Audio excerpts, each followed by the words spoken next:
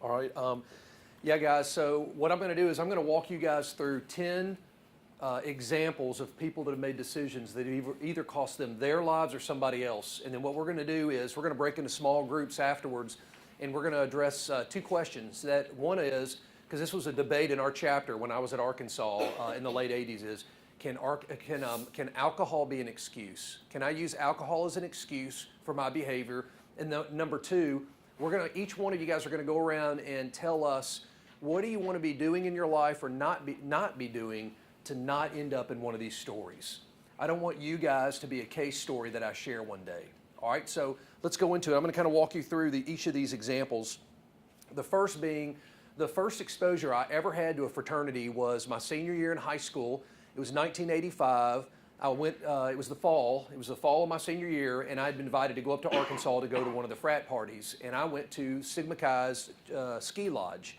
And that's supposed to be a really great party, one of their biggest parties of the year, but when I got up there, I noticed really quickly that the guys were a little sad, and I started asking around, and I found out that an active named, I believe, Gus, one night had been drinking, and he was sitting up on the roof of the house, and the Sigma Chi house was a pretty high two-story house, and he passed out and rolled off the roof and fell to his death. So he supposedly was really loved by the chapter. Everybody really liked this guy, but that guy's decision that night cost him his life, and the chapter was just really kind of sober, just this sober feeling when they were supposed to really be excited about this party. All right, so that's the first guy. The next guy is this. I want to fast forward. It was about 15 years ago, and he was actually a friend of mine. His name's Jonathan. And Jonathan went out drinking with some guys one night, and here at Ole Miss, and he made the right decision. He wasn't 21 yet, so obviously he felt he couldn't drive.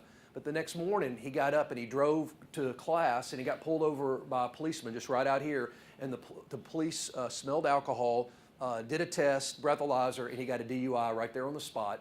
The good thing about it is Jonathan learned from his decisions. You know, I tell you, the difference between a wise man and a smart man is a smart man learns from his own mistakes. A wise man learns from others' mistakes. I want you guys to be wise men tonight and learn from some of the mistakes some of these men have made. Jonathan actually went on to become a minister, and now he was a minister overseas, and now he's a minister in Memphis. So he really rebounded from his mistakes, but still his mistake cost him a lot. All right, now I'm going to get to two more serious scenarios. Both of these stories happened about 10 to 12 years ago here at Ole Miss, one in the SAE chapter and one in the Sigma Chi chapter. In the Sigma Chi chapter, one night a pledge decided to, we don't know what he consumed, most likely alcohol, but the next morning a call was given to university. They thought initially maybe he had rolled out of his bed and hit his head on the table at Stockard. But as they got into it more, they realized really he had a crushed skull right here. So much so that he had to leave the university and get speech therapy for a long time, and eventually went to another school. But what happened was some actives had called on his voicemail and hazed him and yelled at him. And as a result, his parents attributed maybe Sigma Chi to why he got hurt. And as a result, his parents sued Sigma Chi. And what happens is, when you guys make a choice to call a guy and yell at him on the phone, and if something happens to him that night, the Nationals will pull their hands off because they think maybe hazing was involved. The Nationals normally will take care of you guys and they're here for y'all, but if there's ever a hazing incident where your name is in it or you were on their voicemail, all of a sudden Nationals pulls off. Here's what they think may have happened, and then I'll tell you the consequences of the Sigma Chi chapter. They think that guy got drunk one night and put a golf ball in his mouth and lay down and let somebody tee off on that golf ball, and they missed and they hit the side of his face. And his parents sued Sigma Chi, sued all the officers. Once again, I told you in my very first talk, your decisions now don't just affect you and your parents, they affect all of us, all the SAE brothers. And Preston Lee, who was the president, was sued also, and it eventually cost him over $10,000 to get out from under the lawsuits. Okay, he had nothing to do with it. He wasn't even in the room. He didn't even know what happened to that guy. But the decisions that happened to that guy cost Preston and several other guys a lot of money in legal fees. The next story is here in this chapter, about 10 years ago, there was a guy named Daniel Cummins. And Daniel actually used to come to the SAE Bible study that we had in the house at the time. He came from a really good family. He was a good guy. He'd even told the guy that was leading the study in the house that he had considered going on a mission trip that we led. But one night he made a decision, and later it was reported that he had alcohol, weed, and drugs in his blood. But he drove away from the SAE house out here to the main stoplight. It's really the old Walmart. He took a left, and when he did, a policeman pulled him over. And the policeman's name was Officer Langley. And Officer Langley started asking him questions, thought something was up, and tried to reach in and put his hand around the steering wheel and turn off Daniel's car. But Daniel gunned the car and drugged the policeman all the way down the street. The policeman eventually let go, and Daniel ran over the police and eventually turned himself in. And Daniel's still in prison. I think his prison sentence was at least 18 years. Even while he was in prison, somehow he managed to sneak weed again. They caught him and they sent him to Parchment.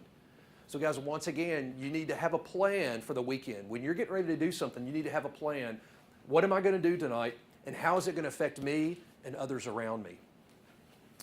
Another story, 3 years ago, a Phi Delta that had a known problem with alcohol fell down and got hurt behind the Phi Delta house at the University of Arkansas. And his parents sued Phi Delta, and they lost their charter. They got kicked off the campus. Now, when I was in college, if you did that, the only person that was held responsible was you. You were responsible for your decisions, and I hope you will be men who take responsibility for decisions. If that happened to me, I hope that I would take responsibility. But we live in a culture today now, guys, that you don't have to be responsible for your decisions. You can sue somebody else and hold them responsible. As a result, like I said, the Phi Delta lost their charter at the University of Arkansas.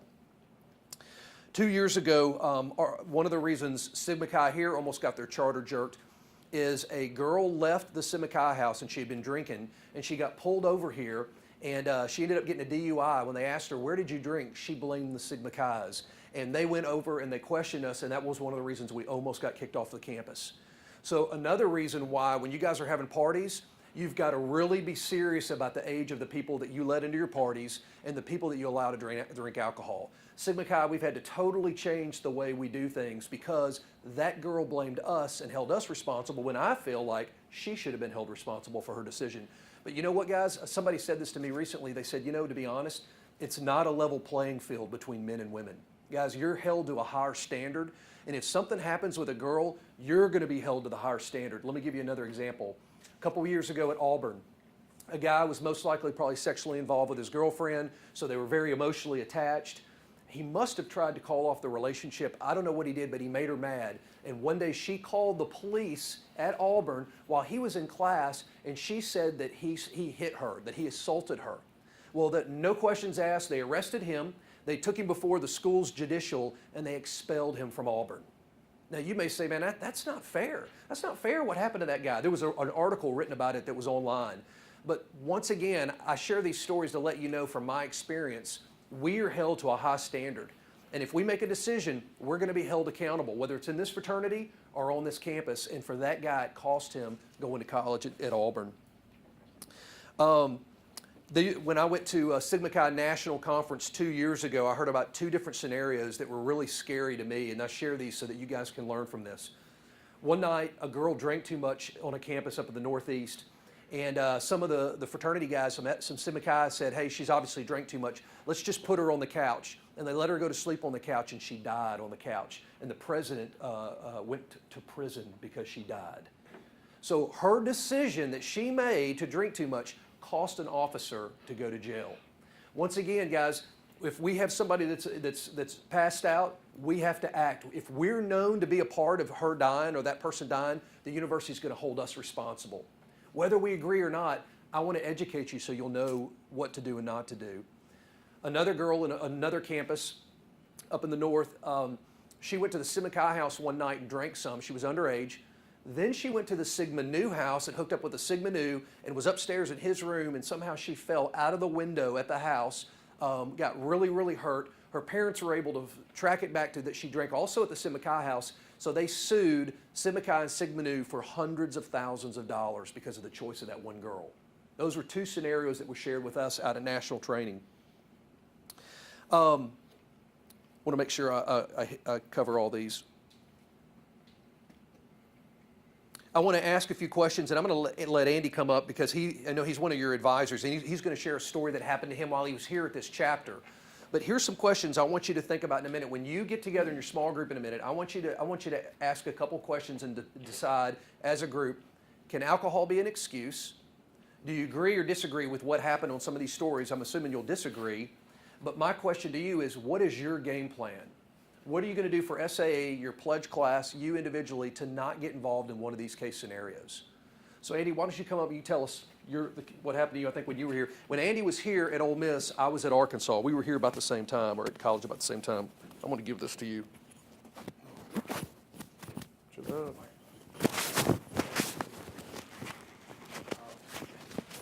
I'll do it.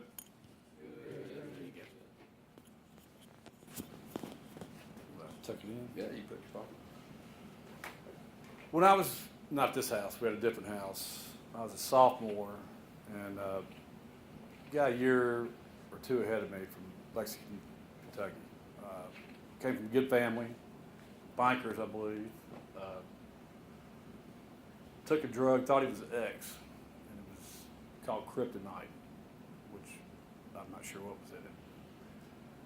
He proceeded that night at his house to beat his girlfriend's head in with a monkey wrench.